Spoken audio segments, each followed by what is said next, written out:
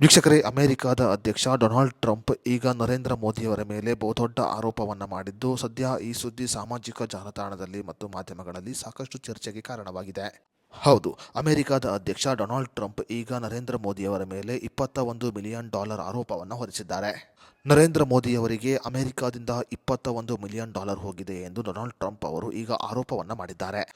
ಹಾಗಾದರೆ ಅಮೆರಿಕ ಅಧ್ಯಕ್ಷ Donald Trump ಅವರು ನರೇಂದ್ರ ಮೋದಿ ಅವರ ಮೇಲೆ ಮಾಡಿರುವ ಆರೋಪ ಏನು ಅನ್ನೋದರ ಬಗ್ಗೆ ಸಂಪೂರ್ಣ ಮಾಹಿತಿಯನ್ನು ಈ ವಿಡಿಯೋದಲ್ಲಿ ನಾವು ನಿಮಗೆ ತಿಳಿಸಿಕೊಡ್ತೀವಿ.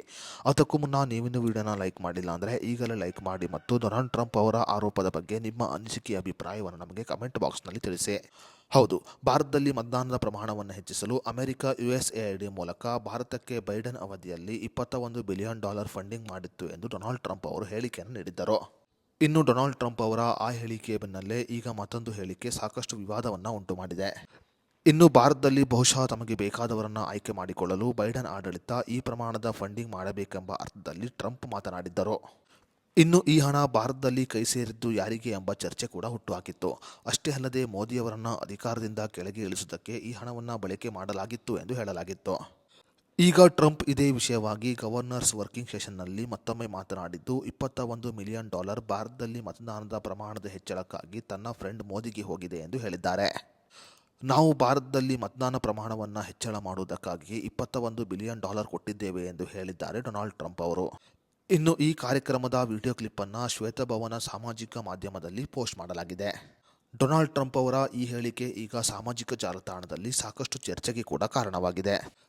ಇನ್ನು ಬಾಂಗ್ಲಾದೇಶದ ರಾಜಕೀಯ ಪರಿಸ್ಥಿತಿಯನ್ನು ಬಲಪಡಿಸಲು ಹಣ ಯಾರೂ ಕೇಳಿರದ ಸಂಸ್ಥೆಗೆ ಹೋಗಿದೆ ಎಂದು ಟ್ರಂಪ್ ಅವರು ಹೇಳಿದ್ದಾರೆ. ಇನ್ನು ಆ ಸಂಸ್ಥೆಯಲ್ಲಿ ಇಬ್ಬರು ಕೆಲಸವನ್ನು ಮಾಡುತ್ತಿದ್ದಾರೆ.